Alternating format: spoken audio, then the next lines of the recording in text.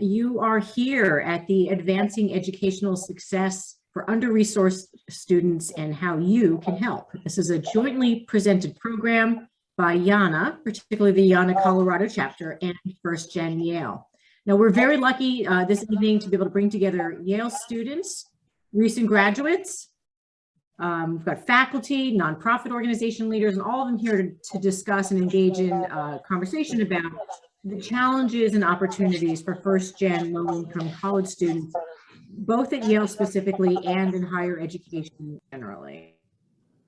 I think I'm getting a little feedback here, so we're just going to make sure everything is on mute. If like my panelists could just put themselves on mute for a second until we're ready to go, just that'll affect the audio quality. Awesome, thank you. No problem.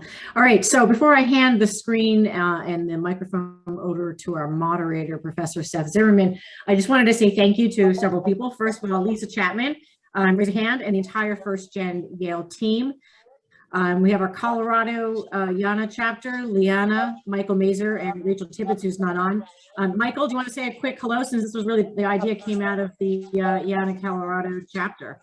Yeah, sure. Thanks, Rachel. As Rachel said, I live in Denver, and I'm the co-chair of the Colorado chapter, and trying to think about with YANA, how do we have meetings and do productive things when we can't, in a COVID era, when we can't get together. We've had a bunch of webinars before, so this was sort of a collaborative effort in terms of just brainstorming, and we're happy to sort of that Lisa, we pulled Lisa in at 1stGenYale, and sort of excited to have this program. Hope everybody enjoys it.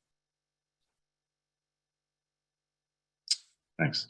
Excellent. Thank you, Michael. And I'm sure if you're in Colorado, nobody in Colorado, you should definitely stop by. We've got a lot of representatives and great work out there. And thank you to Michael and your team for working for us. All right. So again, back to our program here. A couple of logistics. I also wanted to say, in addition to YANA Colorado, our board, our financial supporters, everyone for making this programming possible, for doing it for free. Thank you to all of us for watching us, continue to support YANA, and to allow us to help you and the social impact community. Quickly on logistics, I will be stepping off the screen and we'll be monitoring the Q&A and chat function. So if you have anything from very detailed questions, if you forget, is this going to be recorded, or can you pass something along, I will do that. I'm not going to redo everyone's bios, but I will drop the bio document in the chat box as soon as I'm finished, so you'll have it in front of you if you didn't retain it from the registration program or the sign up form. The video will be sent out via email link after the program to all registrants. So even if you have to leave early, or someone who wanted to see it, you'll have an email. And of course, within a week, we have all of our videos archived and downloaded and saved to our YouTube channel. And I'm sure 1stGen will have it there as well. So I do want to turn it over to our moderator. First, let me do a quick introduction. Professor Seth Zimmerman is an associate professor of economics at the Yale School of Management, where he studies labor economics and public finance, with a focus on the economics of education, determinants of educational attainment, and how education systems contribute to upward mobility, income inequality, and growth. Really interesting area. Professor Zimmerman received a BA from Dartmouth, and I think 1 or 2 masters and a PhD from Yale. He then wandered off the path and he went to do research at places like Princeton and Microsoft and University of Chicago, Booth School of Business, until he returned to the light and truth of Yale as a faculty member at the School of Management. So we're very happy that he came back to and stayed at Yale.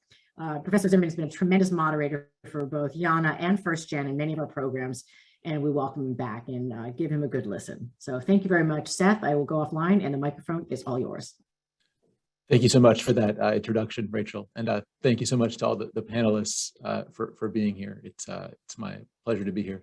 So I wanted to just kick things off by setting the scene a little bit before hopefully getting out of the way and letting our panelists speak about their activities and their experiences. But let me start again by setting the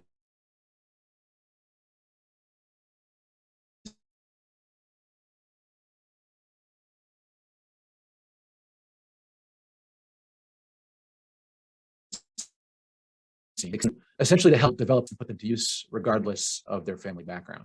Now, what this looks like in practice depends on where in the education system you sit. at the most selective institutions like Yale, which is sort of what brings us together today. It's the institution that we're sort of centered on here. What this means is identifying talented and high achieving students from diverse backgrounds, recruiting these students so that they come to Yale or to whatever your institution is, and designing institutions that help or allow these students to succeed while they're at Yale and flourish when they leave. Now, places like Yale have some big advantages in taking on these challenges. One of them is just the immense resources they can apply to the problem. This shows up on the financial aid side. It shows up on the alumni side. You can build out services within the institution. You can draw on these alumni resources inside and outside the institution. And Yale has made some real progress on this front, and it's happening right now. So the share of Pell eligible students, so these are students who are eligible for Pell Grant, which is a form of federal financial aid that goes mostly to lower income students, that's grown by something like 50% at Yale since the mid-2010s to almost 20% of students. And the goal is to hit that 20% number by 2025. In the decade before that, the share of graduating students with loans fell sharply. So Yale is bringing more lower income students to campus, and they're reducing the cost of attending for people who are there. At the same time, a disadvantage that Yale and places like it face is that historically, at least, they're not really designed with lower income students or students unfamiliar with the college environment in mind. So for the first 250 years Yale was around, it mostly served boys graduating from a pretty small number of East Coast private schools.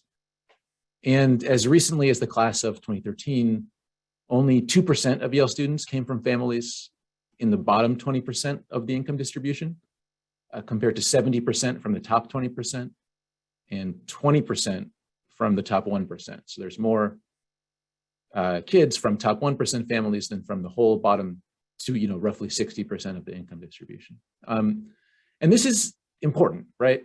What, the research shows, this is what I spend my time doing, is that coming into these traditionally high income, high status environments is a real opportunity, but also poses some big challenges, academic, social, and personal, that can shape one's college experience and beyond. And so today we're going to be hearing from Yale affiliates about their experience navigating these issues and about their leadership on the policy side and thinking about, what solutions look like at Yale and more broadly in higher education in the US. So let me get started now. I want to start by posing a question for Ellie and Nick, who are our most recent Yale grads on the panel. So can you just tell us a little bit about yourselves, about your experiences at Yale? Sure, I can start off. So I grew up in a rural low-income community in northern Michigan of about 500 people, so a very small town. My mom worked as a ski instructor and my dad wasn't part of the picture. So I think like coming to Yale was obviously a big change because there were not very many people who came from communities like mine, or families like mine, or socioeconomic backgrounds like mine. And so I think that, I think it was definitely a challenge. I think socially, it was also a challenge academically in a lot of ways because I went to school in a district where to get A's, you really didn't need to try that hard. And the standard for, passing, like I thought that I wanted to major in the natural sciences or maybe biology and go to med school afterwards. And so like in my high school, like biology was like a class that you could test out of basically based on your just general knowledge of the way the human body works. And I did in fact test out of biology in high school. I never had to take it. And so like going into my biology 101 class at Yale was quite a shock. And I think there were a lot of things like that I felt like I was very much in over my head when I first arrived. And it was a challenge for sure. Nick, are you there? If not, let's Yeah, sorry about that. Had to fix some lighting issues, but absolutely echo a lot of what Ellie said already. Also guilty as charged, grew up in a rural area, single mom, and my high school never sent anyone to Yale before. So I certainly I think was prepared academically for it, And socially, it was difficult too, relating to even, I think it's often the implicit differences that we sort of browse over, travel plans, getting to, go to different countries, or experiences that are able to be, bought with people that have more privilege and access to resources, I think was something I had never really thought about. And I think really showed up most when I first, interacted with people at Yale. I mean, for the most part, though, I want to give, my peers credit. Obviously, I think as we've expanded the community of Pell Grant recipients of FGLI students, a lot of the students have been more aware of class differences and really respecting those kind of things. But I think that certainly socially it was hard to adjust. And then academically, luckily, I was able to do the first FSY program during the summer before I got to Yale, and that really helped me prepared academically to take advantage of resources. But even still in that, coming in, I think having been used to speaking a lot in class and having good relationships with my teachers in high school, going from that to then on, suddenly I'm in a seminar with all these other peers who are just like so eloquent and, have read things that I couldn't even, think about reading, and just feeling very paralyzed by that feeling of, imposter syndrome and not, wanting to make a mistake or feeling like I don't have something to offer. And so that made things difficult to, go to office hours. And, I was like, what? And all those things really compound. And academics, and the good thing is, I think, as with anything, time helps. And so I was able to really, I think, have a great. Oh, is my audio? We're having a little bit of some audio hiccups there, but it seems to have recovered. Okay, good. Yeah. Yeah, no, I'll just wrap up with saying I think those were things that I felt most acutely during my first semester, maybe first 2 semesters, and still to this day. But I think as I've made friends and we've shared our trials and have been able to sort of have community together, I think that's really helped to not feel so alienated, not to feel like an imposter, to know that I belong there. And it's credit to folks like Lise creating 1stGenYale and some of the other clubs as well. Right. So looking back on it now, are there things that either of you wish you had known, advice you would have given yourself when you arrived at Yale that you think would have been helpful? I think one thing for me is maybe not being like ashamed of who you are. Like, I think it really took me a long time. I think when I first arrived at Yale, I felt a lot of pressure to try to fit in with everyone else's life experiences when mine were in fact very different. And so I would either stay silent, when people were talking about, the trips that they went on, or, I don't know, the food that they ate that I never had heard of before, or, the things that they had learned in their classes. Like, I would just kind of sit there silently and think that I didn't have anything to offer to that conversation. And I think it took me a few years really to like find my voice and find that, even though I didn't have the same resources growing up, I had a whole set of experiences that my peers didn't have that, could also benefit them in some way to hear about. And so I think I would want to go back and be a little bit more true to myself maybe for the first couple of years. Were there any experiences at Yale or at home that sort of helped you come to that realization, I guess, that you can highlight, or that come to mind? I think for me, it was a combination of, I think, I don't know, you just gain self-confidence over the time that you're there, and you start to receive, positive feedback in little ways. You get a good grade on something and you're like, oh, I am smart, and I actually can do this work, and I actually do have something to say here, and things like that. But I think it was also kind of like finding my niche. Like I said, I tried to start off in biology because that was really the only path I knew that people took who had like happy, successful lives where they made enough money to live were like doctors, because there weren't really other like professionals in my community. I think, so I think I came into college thinking like, oh, well, I'll be a doctor because I'm going to college, and that's like what you do if you go to college, you become a doctor. And I think that just wasn't the best fit for me, for my interests or my abilities. And then I eventually found like kind of a niche in like global affairs and development studies and stuff. And so I think once I found like my area that I was more comfortable, absorbing the material in, I felt like I could give back a little bit more and could be myself a little more. Right, that makes sense. Nick, is there anything, I know you're a little closer to it now, but looking back to when you started, is there anything that you feel like that you would have liked to tell Nick? And, way back in 2020, do I have this right? 2021? I know, he was so young.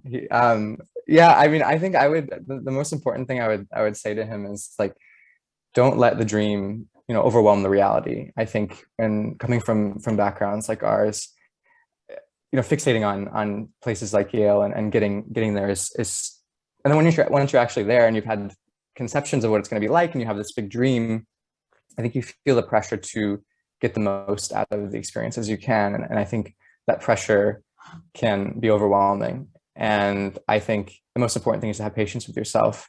I think build routines and stick to those that are outside of Yale, because I think Yale can be an overwhelming place and gives a lot. It totally gives a lot. But And I Nick, think we're losing you a little bit with your Wi-Fi also audio. be afraid to take some space from Yale. Have a run in who you are, and it'll make you more successful. Oh no, can you hear me okay now?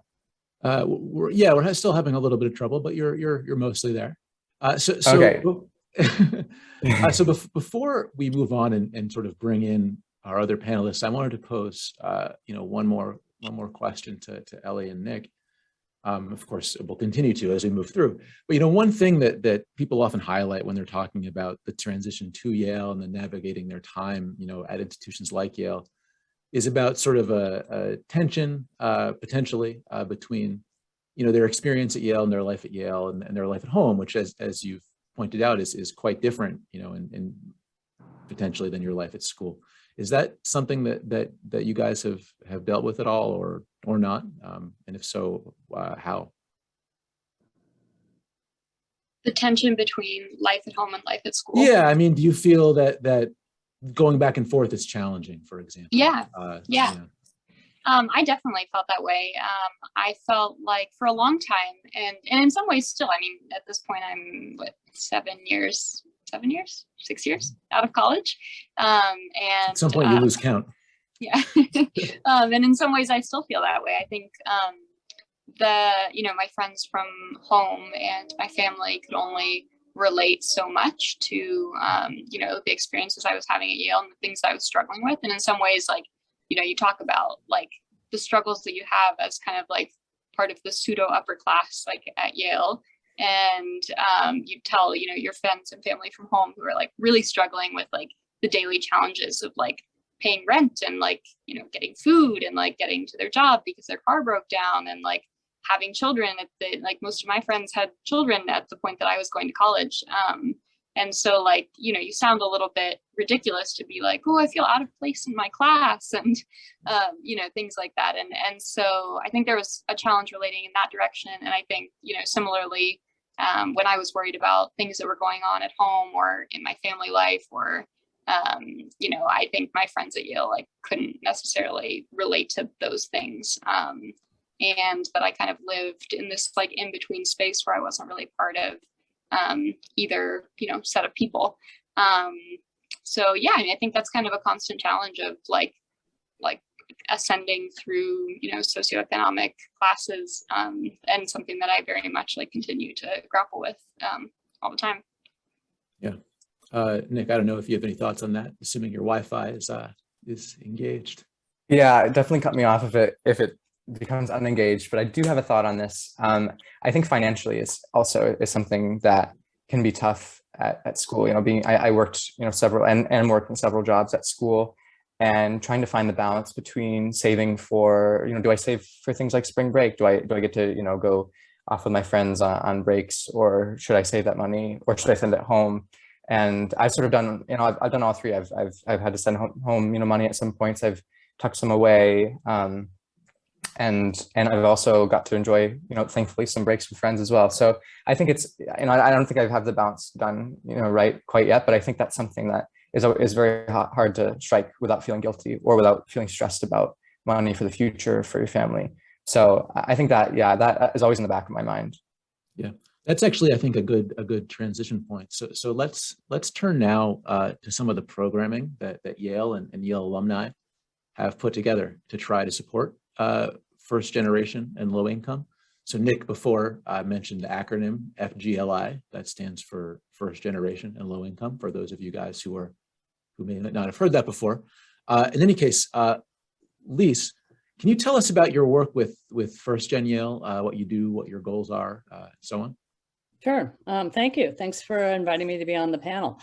I'm Lise Pfeiffer Chapman, class of '81 MBA from the Yale School of Management. And in 2015, during the Halloween incident, we realized that many of the first-gen low-income students who were protesting really had other issues they were also protesting quietly. Being first-gen and low-income, they come to Yale being underrepresented as well as being underprepared. And many of the services at the time weren't really meeting their needs. So I was getting a master's in counseling. I was chair of the alumni board. And I thought maybe there's a way we can help. Maybe there's a way we can bring alumni together with similar backgrounds who were in their shoes, literally, at Yale, and get them together to share and tell their stories. So it's their stories. Everybody has different stories. They're coming from different backgrounds, but maybe setting up a program and a networking opportunity would help these students know that they belong. They belong at Yale. They're part of Yale, but they may need a little bit more help and support and guidance throughout their 4 years at Yale and also post-Yale as alumni. What we alumni know really well, that being admitted to Yale is a fabulous opportunity, but it's not enough. You don't just go to Yale and 4 years later, bye, see you later. You really, and being first-gen low income, you have to figure out your own strategies and how to take advantage of the resources at Yale. And they're all different for different kinds of people. But having alumni get together in structured programs, we've had over 30 in the last 2 years via Zoom, for example. Prior to that, we had a conference in 2018 and many programs on campus focusing on developing professional skills, many focused on career and life skills, because while Yale focuses on academics and there's a very strong Office of Career Strategy, we think the students benefit from hearing the stories, the challenges, the opportunities alumni have gone through to find their jobs, find their careers, go to graduate school. What skills do you need to be admitted to graduate school? What kinds of summer experiences are important? And really, alumni to students can actually have that dialogue and that discussion. And when we get together, even on Zoom, and an alum's talking to a student's an alum, and different backgrounds, Nick's in New Hampshire, Ellie's in Los Angeles, Mike's in Colorado, we get together and talk, and one person is one race, one culture, one nationality, one religion. The barriers come down because people realize we have something in common. And so 1stGenYale tries to do that. We want to help our students navigate. I mean, Nick and Ellie talking about pressures from home. Many of them have very acute financial pressures where they're sending money back home. They're working full-time jobs while they're students at Yale. And for example, with a full-time job, you can't take advantage of the master's T's or the head T's now. You cannot take advantage of programs at OCS that are in the afternoon. You cannot meet with companies who are coming to interview because you have a job. You have a paid job. So how do you work around those barriers? How do we get people together? And that's what we tried to do through our variety of programs run by a number of alumni. We have an executive board. We're a 501c3 now. I should say we started as a Yale Alumni Association shared interest group. And then we became a 503c3 about 6 months ago. And that's what we do. So I can answer lots of other questions, but we're here to help these students succeed, both at Yale and beyond. Academically, we help them. How do you seek help? Many of the students are afraid to ask for help. They find it's a weakness. Actually, asking for help is a strength. And how do you do that? How do you go to office hours? Basic things that people who grow up in a family with parents who went to college for 4 years or graduate school or professional careers, they know how to do this. But many of the first-gen low-income students haven't had that opportunity. So we provide the bridge to help them, and we build relationships of trust. We get to know the students when they walk in the doors, first-year students. We're with them all the way for 4 years. We're with them in the summers, and we're with them as they become alumni. And we continue the journey, and we ask them to give back to others as we have given to them. That's great. Just to sort of make it concrete, do you have an example in mind of a specific program or individual success story that comes to mind to sort of Sure. characterize this? I don't know, it might help people envision it a little bit better. Absolutely. We have one we're living right now. And by the way, we're an all alumni group. We have an executive board with 7 members, and everything is done as volunteers. And we have a program that's now in its 3rd year called 1stGenYale Summer Bulldogs. We started 2 years ago with Professor Daniel Markovits from the law school. A pandemic broke out. Many of our students lost their jobs, lost their internships. Everybody was panicked. And we found out that OCS, Office of Career Strategy, has a wonderful program. Then it was called DSA. Now it's called SEA. And what it does is it provides $4,000 to students, Yale College students on financial aid for an internship, research in the arts, could be any field. And what we ended up doing in 4 days was helping 6 first-gen Yale College students secure that internship with Professor Markovits. That was 2000. Last year we did 44 students, with 70% of them at the Yale School of Public Health. So here are students who have great ideas. They want to go into medicine, they want to research, but these are Yale College undergrads. They don't have access to faculty in the professional schools. They don't have classes, they don't meet them, they don't know them.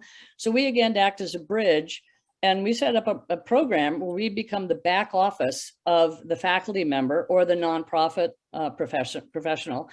We get uploaded all the resumes, the transcripts, the cover letter. We connect it with the faculty. We have a team of alumni who are interviewers who help set up individual interviews with the faculty member or the sponsor.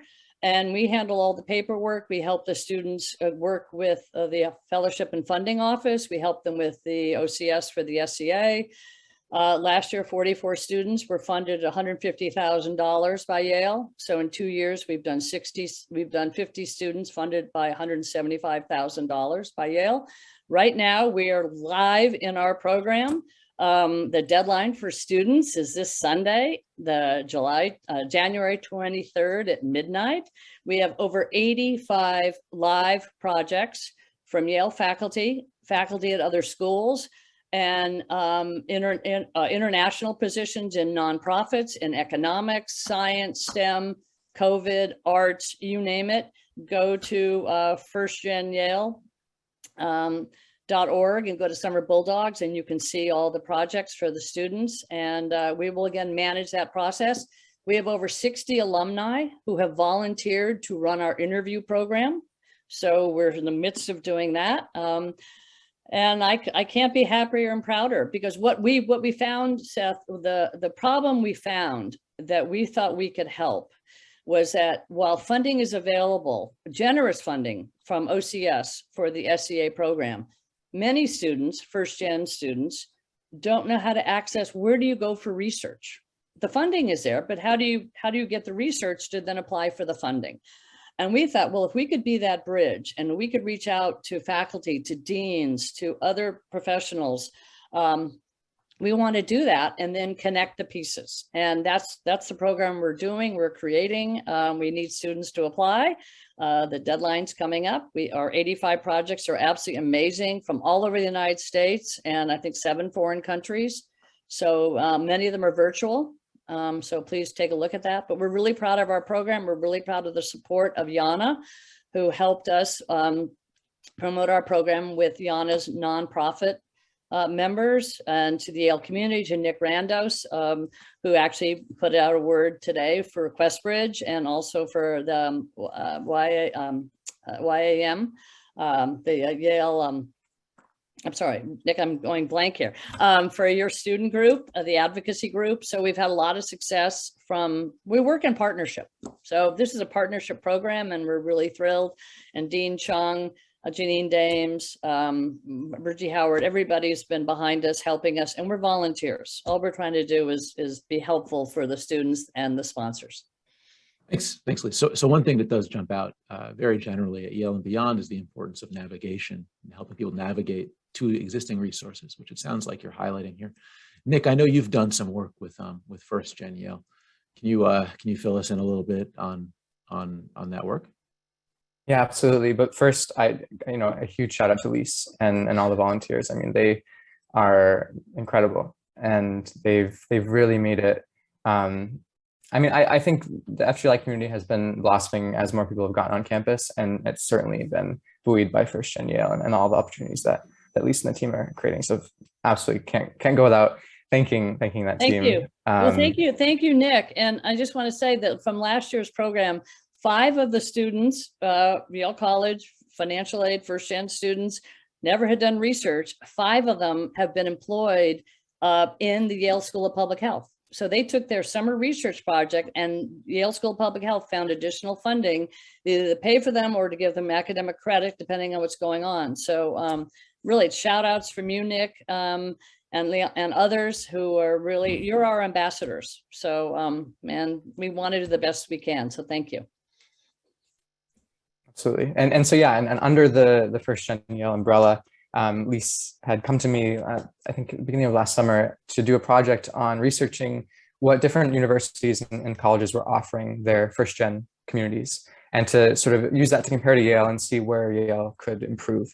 And so I looked at over 250 universities and colleges and put together a report, and just some of the highlights I think I think in general, Yale does, I think has done a good job of providing resources to the FGLI community.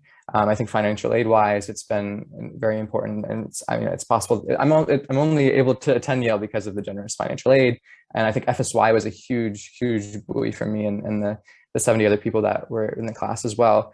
But I mean, there's still obviously room to improve. I think some of the things that jumped out to me were other universities offered some sort of formal mentorship programs with faculty and within peers as well. And so putting together some sort of mentorship program, I think, could be helpful, as well as addressing a way to take the awesome curriculum that's offered at FSY, which is, I guess I should say, a 5.5-week program before you enter your first year for folks from disadvantaged backgrounds. And you get to learn a lot about how to use resources from Yale. I think turning that into a class that could be offered to all of the 1st-gen community, because it's only offered to 70 folks, and we're looking at probably around 300 or more in any given incoming class. And so making sure that that discrepancy is mitigated. And, and I think also, as Lise touched on it, and I think 1stGenYale is picking up a lot of this slack, is making sure that we are creating more need-based fellowships and helping folks help guide folks through the summer process. Because every year I'm anxious about the summer process, including this one, and especially coming from a 1stGenYale, FGLI background, not having contacts, not having as much experience. I think ensuring that we have more support that way as well, and also wellness support, from financial support, helping folks budget and understand how much money they might need to have when they leave college, and also psychological support. I saw some colleges and universities that have specific teams for 1st-gen low-income folks, as we've seen between Ellie and I already. We have shared backgrounds and some shared experiences, and so having a team that's trained especially in helping folks navigate that as well. There are still room for improvement, obviously, and no university is going to have all. And when I was researching, no university had all of these things. But I think, Yale has shown that it wants to commit to bring in more folks into the FGLI community, into Yale. And so I think as a student body, we can always continue to push them toward making it as inclusive as possible. Thanks, Nick. So that's actually brings us to the next question I wanted to pose, which is to Liana. So these these issues related to bringing FGLI students, into full participation in the college experience go way beyond Yale. And Liana, as those of you who have read the bios know, works at the American Indian College Fund. And I guess the question I would pose to her is, are there parallels that emerge here between what we're seeing at Yale and what you see in your work with a broader set of institutions? Yeah, thank you, Seth, for that question. So yes is the answer. My work at the American Indian College Fund, which was started in 1989, our bread and butter mission is to provide scholarships for students. But since that time, especially in the last decade or so, we've become increasingly focused on how we respond to what we're seeing in terms of the entire education pipeline and how you really can provide support services to ensure success, whatever that means, along every step of that journey. Only 15% of Native students 25 years and older have a bachelor's degree, and that's compared to 32% of the overall population, so almost half. And 24.9% of Native students live below the poverty line, and that's compared with around 13% for the overall population. So what I'm saying is almost all of the students that we serve are in need, are under-resourced, are non-traditional students. We fund just over 4,000 students each year from 200 different tribal nations, and they attend school all across the country at around 200 institutions. Almost half of them are first generation, 54% are non-traditional, so over the age of 24. Over a quarter are single parents, over half work full or part-time. So you can see the kind of common themes between Ellie and Nick's experiences and almost every single scholarship recipient of ours. So with that in mind, the types of programming that we do are a huge range, but what I really want to focus on today is kind of those support services that we have developed to try and see at every step, from early childhood education all the way through graduation and cultivating, employable graduates who can achieve their goals for a meaningful career, what that looks like. So we have taken some time to look at the challenges that exist in Native communities, which are largely poor in rural areas. Many of those challenges, even before the pandemic, were things like food insecurity, housing insecurity, homelessness. And so, I think Ellie mentioned earlier that it was kind of difficult to have a connection with people back home when their primary focus is putting food on the table or, bringing home a paycheck and these kind of very basic needs. How do you prioritize education? And the other theme that we see, over and over again is this sense of belonging that I think both Nick and Ellie had to take time to feel confident in when a lot of students are first generation or they step onto a campus where they don't see a lot of people who look like them or come from similar backgrounds to them.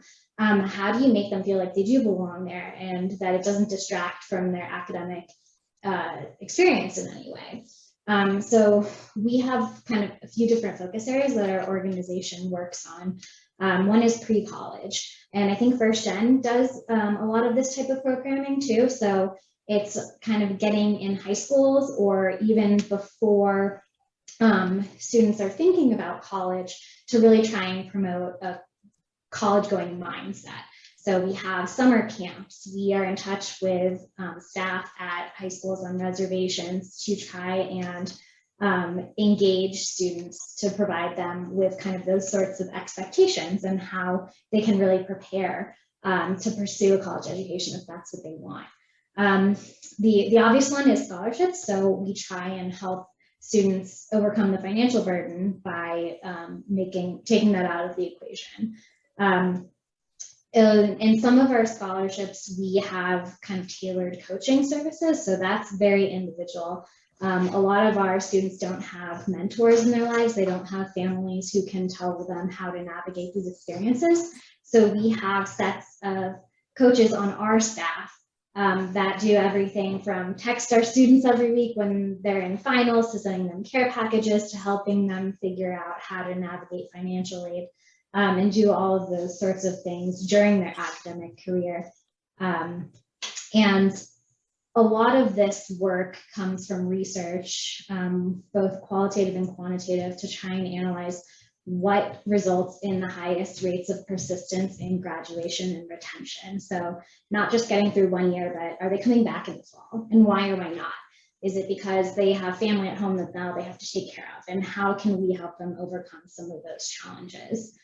And then the last kind of piece of the puzzle is trying to match the intention of the education with becoming an employable graduate. So many of our students, almost all of them, enter college with a specific desire to change their community in some capacity. And a lot of them don't actually know how to translate their education into a career. And that's because they don't have someone to help them craft a resume, or, you know, like a lot of the work that 1stGenYale has done in helping find those internship opportunities and experiences that really set them up well. And also, you know, they need to be paid, because our students can't afford to not work and take an unpaid internship. So we have a huge career readiness and employment program where we provide resources and coaching on how to find those opportunities. We have partners that are willing, you know, to give our students training or experience or jobs or whatever that looks like. So that is a lot of information. And I think what I would say is that all of the things that Nick and Ellie have said are things that are consistent with our work, and really why we're here is to try and figure out how those who are under-resourced, what else they need that may not be as obvious, and how we can continue to be nimble as an organization, and think beyond just financial support, and really make the experience in higher education an enjoyable one, and one that everyone can see themselves in.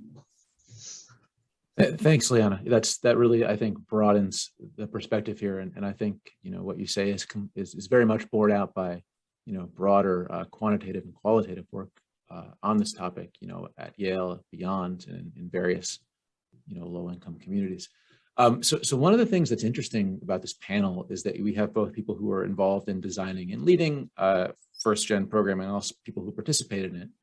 I want to quickly, you know, before we move on to concrete ways that people can get involved, just to have see if anybody wants to say a word or two about you know, sort of gaps they've experienced in this programming, places they think it could be improved, and conversely, if people who are involved on the design side might have just a quick moment to mention one thing that they're one direction they're going with their programming.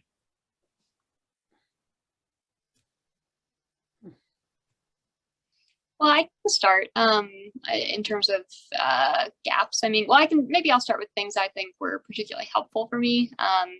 I think socially, one of the biggest things that was helpful was having like the QuestBridge student organization on campus. I was admitted to Yale through QuestBridge, which was like, you know, I think I was admitted with maybe 16 other people at the same time. And so we had like a little bit of a crew going in.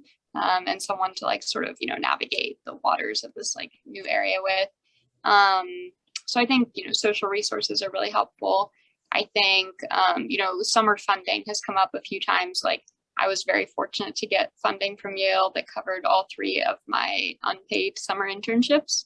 But I know that not all 1stGen students are, you know, able to do that because there aren't that many fellowships for the summer, or, you know, scholarships, or however you want to phrase it. But so yeah, I mean, I think, you know, we've already touched on this, but need-based funding, like Nick was saying, and you know, other sources of summer support, I think, are something that's really helpful. Something that I saw as kind of a gap in programming was basically, I mean, Yale is seen as kind of, and schools like Yale are seen as kind of like the great equalizer of, you know, people who come in from different class backgrounds and leave like all at the same level. And that really did not comport with my experience. I mean, coming out of Yale, I took a job that paid $13,000 for the whole year. It was very hard to live, not having like the supplemental, you know, income from, you know, family sources and things like that. And I think, you know, Yale really encouraged, so the job was a Fulbright fellowship in Bosnia, and Yale really encourages students to, you know, do these things that are kind of like, you know, prestigious, like post-grad fellowships and, you know, or public service oriented program, you know, tracks like when you leave. But for a lot of first gen students for whom those things really like speak to you because you want to give back because you know what it's like to grow up in, you know, a socioeconomic struggle. But those things are like really challenging to actually take advantage of in practice because like you just, you know, it's hard to live. And so I think additional resources for students who are leaving Yale to kind of like set them off on, you know, a good path, a strong like financial path. Obviously that doesn't mean like Yale is supplementing like, you know, my $13,000 Fulbright up to like $100,000 or something, but like little like additional sources of support I think would be really helpful. I think another thing, I think people don't necessarily consider all of the sort of other costs not related to your education that you like incur sort of incidentally. And the main thing that I thought of like when I left was like furniture. I didn't have you know, the money to like furnish a whole apartment. I, you know, between like paying for, so when I went to Yale, we had the summer income contribution. So I had to pay like most of the money that I was earning throughout the year back to Yale to cover the fact that I took an unpaid summer internship. So I, you know, I was between that and like, you know, sending money home or other expenses, like I didn't have a lot when I was leaving. And I, you know, I didn't have enough to like buy furniture. And so I think like alums who want to like support in other ways other than, you know, giving like large amounts of financial support can do things like, you know, donating things that are around their home that they don't use anymore. Like that would have been like immensely helpful for me. And actually I did have an alum who, you know, was able to help out with that, but it was through like a very informal mechanism. And I think, thinking about those other things that like young adults need coming out of college to get on their feet, and how like, you know, this network can like support those needs is like a big thing. Thanks, Ellie. I'll jump into your question, which is because we're volunteers and not Yale employees, we rely heavily on students. Students are our audience. Students are the people we want to serve. And we spend a lot of time listening. We spend our events that are in person and even on Zoom, we want to hear from the students. We want to hear what issues are concerning them and how are ways that we can work together to help them. Many of our work is around career related experiences, resume writing, workshops, interviewing, anything related to how to present yourself. Also, how to take advantage. Many of these first-gen low-income students cannot take advantage of extracurricular activities or leadership opportunities because of their outside work commitments. So we try to figure out a way, not just through our, you know, our program or programs in person, but we are mentors. All the alumni help try to build relationships with students on a one-to-one basis where they're available by phone, by email, by anything at all. We have lots of students who we've helped over a long period of time. We also use cross campus, which is another resource at Yale for alumni and students, not just first gen, but all students and all alumni to connect and help students who want to help them directly. But we find that our students, you know, they find by meeting alumni who have shared similar experiences, they can let their guard down. They can be who they are. The alum is who they are. No one's playing any games. We're not boasting, and we're saying, hey, this is what happened to me, and this is what I used to do. And they're like, that happened to me. So we try to be real. I mean, we want the students to know, as Ellie said earlier, be who you are. You are who you are. You are going to be a big success in life. You're going to have bumps, and we're going to hopefully help you with strategies how to overcome those bumps. So Seth, in terms of your question, where are the roadblocks or what are the gaps? We see gaps all the time, and that's why we come in. We're nimble, we move around, we're kind of a hybrid in terms of where we fit at Yale. We're partners with everybody. We can create programs and run them that are helpful. We can adjust them, change them. And I think we can be a big resource to Yale and fit in to the resources in place and actually add additional resources to help that bridge. Great. And that actually brings me to the final topic I wanted to turn to here before we give the audience a chance to ask, which is just how Yale alumni and other community members who are interested can get involved. So panelists, I guess, if there are people in the audience who want to help FGLI students at Yale, or who want to help expand access for FGLI students at Yale or other similar institutions, what would you recommend that they do concretely?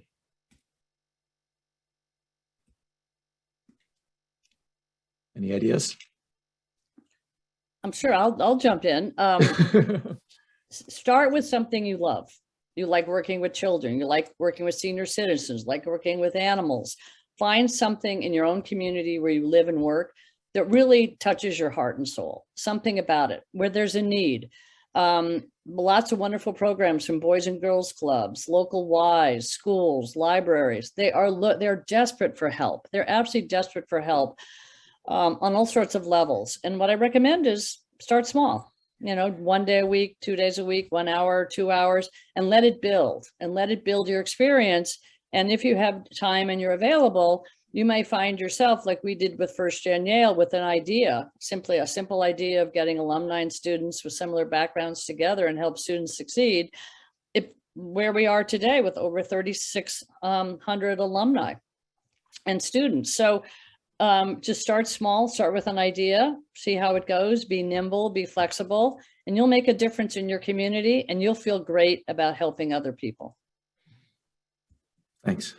I would like to piggyback on that. So I wear a couple of different hats. I work with YANA and as an alumni volunteer, and I also work for the American Women Dean College Fund. And so I think Rachel will drop a link to so you can learn a little bit more about a fellowship that we have with a partnership with Dwight Hall, which is kind of the public service organization on campus. But I do want to echo what Lise has said and what Ellie was saying about that social and like peer-to-peer connection is really important.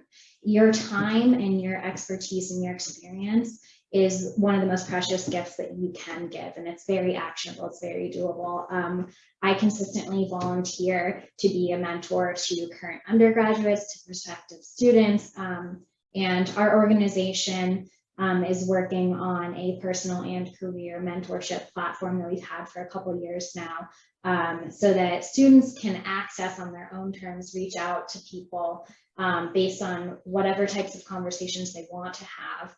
And you can really help them navigate things. You might think, oh, well, I didn't go through what they were going through, but there might be something that you have to offer and you won't really know until you try. So I really want to echo that mentorship thing, and it goes a lot further than you think. Having one person be there for you consistently can have a much bigger impact than you think. I do work for a nonprofit, so I am never going to say that donation does not make a difference, because that supports all of the programming and work that 1stGenYale does, that my organization does, that a lot of our YANA partners do. If you are involved in a service organization, or you think that you have something that would be useful to helping support students, reach out to Rachel. We always like to talk about those potential opportunities too. So those would be my plugs. Yeah, I just want to jump in also, I think along the same lines of mentorship.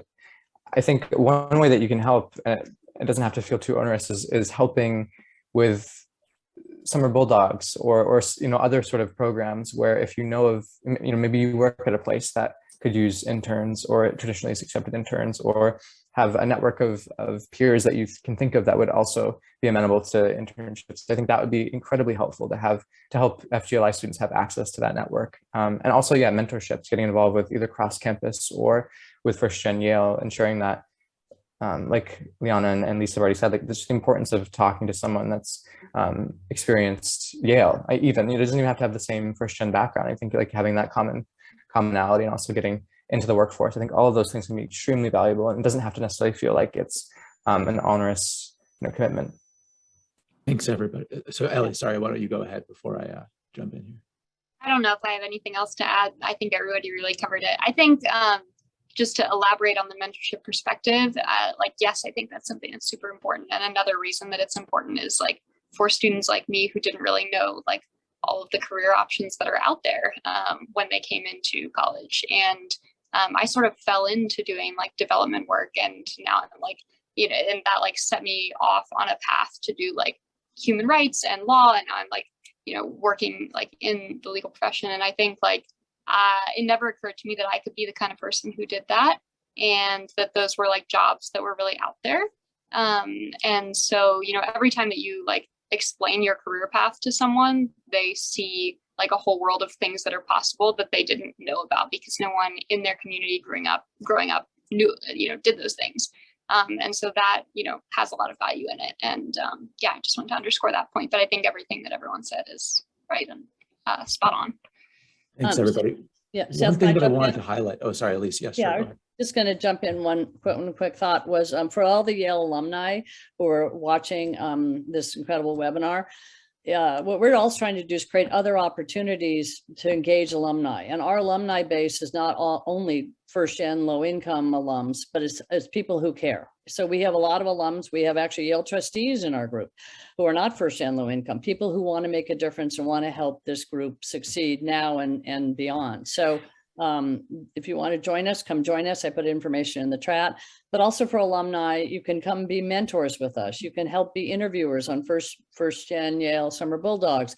As Nick was talking about, offer your nonprofit or your academic position. We're actually on our 1stGenYale Summer Bulldogs, we actually have several for-profit companies. So in terms of where we're going in terms of opportunities, we're thinking about opening up a 1stGenYale for-profit internship program. So not funded by Yale, but funded by individual companies, because we're getting calls from companies saying, I want to hire Yale students who are 1st-gen low income. How do I do that? How do I connect? How do I find them? We can be the bridge to that.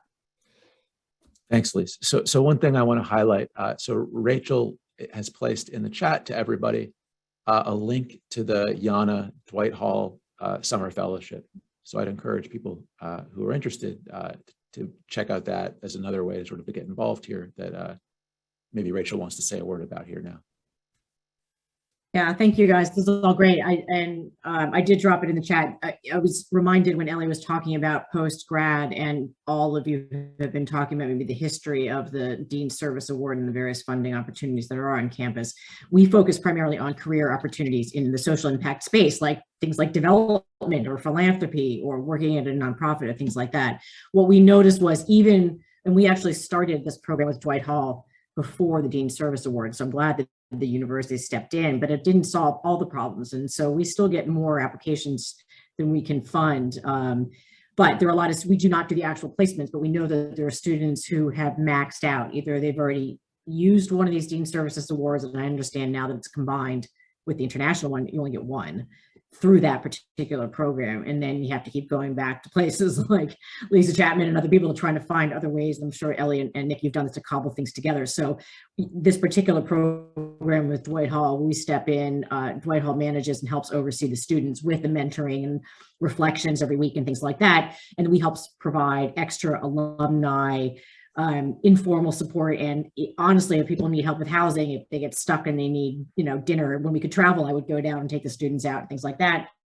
And the fellowship also applies now to postgrad. So we thought it was important that there are students who maybe have a Fulbright or have graduate school, but it doesn't start to the fall. Maybe they're doing a research project or something, and it doesn't fit squarely into some of these prestigious fellowships that probably get a lot of attention at school. And so we thought it was important to expand our pool, and there still is a great need for alumni who want to know this. It's not just the summers, it's continuing work they want to do. And our goal is to make sure that students who want to be in the social impact sector, where you're going to be making $10,000, $13,000 a year, that's your particular financial situation shouldn't thwart you off the path that you want to do. So that's just the particular role that YANA Dwight Hall does. And we fund the same as much as anybody else, but we know that that's not enough, and we hope to be able to fund more. So thanks for giving me a few seconds. And I also want to make an important note about YANA. We are not an exclusive Yale affiliated organization. Anyone who cares, just like Lise said, we welcome anything that you have. I'm also a recent grad, just not as recent as the other two, and I would have loved to have contact with someone much earlier than I made contact with YANA to help me figure out how to navigate entering a career in the social impact space. That was something that I didn't feel well versed or resourced on, and I could have used a mentor that said, hey, like, I've done this thing. This is kind of how I did it. What are you thinking about? And I do not want to forget to talk about the financial literacy and long-term planning piece that was omitted from so many of our experiences.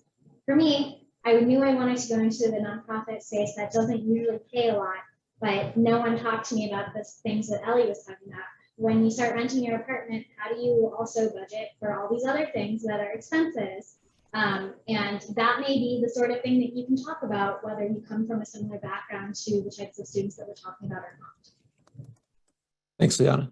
So with that, I just want to give a big thank you to our panelists for sharing, their experiences and their sort of leadership in this area with us and with me. It's been a pleasure to hear from you. I want to turn it over now to the audience for those of you who are here, and see if you have any questions that you'd like to ask our panelists. I see there are a few questions already in the chat, so you can just drop them there, or I guess in the Q&A, and then I'll direct them as appropriate. But one question that I have here is from Peter Pettit, if I've pronounced that right, who says, for Ms. Dupler, though I actually believe this sort of a variation of this question could be applied to Nick as well. He says, I believe I read an article on you and your career path in your local Michigan newspaper. Sounds plausible. Do you think you are influencing students back in your hometown? Yeah, I believe that you did read an article. It's always funny to think about, like, people out there in the world reading about you when these like small town things, especially, you just think like nobody reads this, but I guess somebody does. And so that's interesting. Yeah, I mean, I definitely do try to, I try to stay in touch with people from my hometown who may have kids who are, coming of college age and thinking about, applying to schools. I try to encourage everyone that I can, who's from my background, to apply to schools like Yale, because I think often there's this misconception that like a school like Yale is really financially out of reach, whereas a school like Michigan State, might be like more financially in reach, when the reality, like with financial aid, is often that like a school like Yale is cheaper. And so I do like, college prep, mentoring and stuff to students who are kind of in the position I was in, 10 or so years ago. And I do hope, I think more broadly, that I can be kind of an example to people, as I think we all probably hope. Yeah. Thanks, Ellie. One point I really want to highlight that Ellie made, that's sort of counterintuitive, is that it's usually cheaper if you get into a place like Yale to go there than to less selective or even very selective state universities. Most people don't know that, but it's true. Anyway, and that's a big friction. So a question we had from James Stein is, I may have missed this. I don't think you did. But is there a component of FGLI that encourages FGLI students to be mentors to other undergrads, first or second year students, or to work in a position that would help address lack of access in communities like the ones where they grew up? I don't know, it's a good question. I turn to my panelists. Nick, do you want to answer that? Because that's in your recommendation to the report you did for us about a peer-to-peer. Yes, I do. The screen has, yeah, I think my connection's a little weak. I did want to jump in, but I was afraid connection-wise, so let me know if you can't hear me or not. But yeah, that was actually one of the recommendations I think that could be improved at Yale, is having a formal peer mentorship program. And I think part of what, I think Ellie spoke to this really well, and part of what I benefited most from in FSY was we had counselors who were 2 years above us. And so hearing from them and hearing about their experiences, how to navigate things like shopping period, which is always crazy, how to apply for internships, how to look for jobs, all of those important things, I think are uniquely answered by current. That's something I think that should be, strengthened. So James Stein, not only. Okay, yeah. And sorry, I didn't mean to cut you off, Nick. I was just, I thought you were done. You're breaking up a little bit, so I'll jump in here. But not only did James Stein not miss it, he identified a crucial need in sort of service provision. So very attentive. Michael Watson, actually, let me answer that question next. So Tim Schell asks, if you went back, what would you advise the middle and high schools you attended to adjust in order to better prepare students for higher education, including for highly selective institutions like Yale? That's a good question. Well, I'll jump in. What a lot of schools do, a lot of high schools do in middle school, is they prepare the students for college. It's all about getting into college. It's not about what you do once you get to college, but that's the strategy. So I think in terms of more leadership development, more extracurricular, more play, more creativity, more teamwork together, all those personal skills help you become a stronger student and a better student. And when you go to college, you're more prepared. So I think for the professionals in middle school and high school who are the college guidance counselors, it shouldn't just be about college. It should be what choices you make while you're in those schools to help your community, do community service, do volunteer work, expose yourself to lots of different kinds of people, raise your hand when no one else in the room is raising their hand, and find out where you can have leadership opportunities, starting at the bottom, working your way up, running a club, a group. All those are really important skills that I think that will make students better off. Thanks, Lise. So the question that I have now from Michael Watson, which is, is what parting advice would you give current or future first-generation students to get the most out of their college experience, which I think is it's potentially a good question to end on. So let's go with that one. Is that for the most recent students only? I think I think anyone who feels like they have good advice should feel free to take it, because good advice is at a high premium in my experience. Well, I'll jump in first. I would say something that would be the most helpful is ask for the help that you need and take the initiative to find resources as early as you can. I think a lot of students sit with the feeling of not knowing why they don't feel like they belong on campus, or don't know why they feel like it's hard when no one else does. I think they keep a lot of that in too often, and I think there is an increasing amount of resources, as you can see, available, but it really takes some guts to take the initiative to seek those out and to admit that you need help. And that's okay. And that will really help you be able to take advantage of all of the experience that you want to have during your higher education. Thanks, Liana. I guess I'll jump in next. I think the best advice is to know you're not alone. And as Liana was saying, you know, many people like yourself have gone through or are going through the same experiences you're feeling. As Nick said earlier, the imposter syndrome, we all have that. I don't belong here. I don't feel comfortable here. Talk it out. You're not alone. And there are lots of resources at Yale and throughout this country where all the rest of the audience are located. And so just know that. I think my last tip would be for students to start building now your personal board of directors. Start with all of us on it. Email us, call us, ask us questions, and keep a running list of people who you meet who are helpful to you, who may be in a career you may be interested in. You call them up and say, are you free for a 10-minute chat? Can I talk to you about what you do in your job? Or someone who's in a volunteer position, how do I get involved with YANA? And you contact Rachel Littman. Reach out to people, but start collecting those names and numbers and emails now as you meet people throughout, and you will find people love to help. Just ask, and count us in.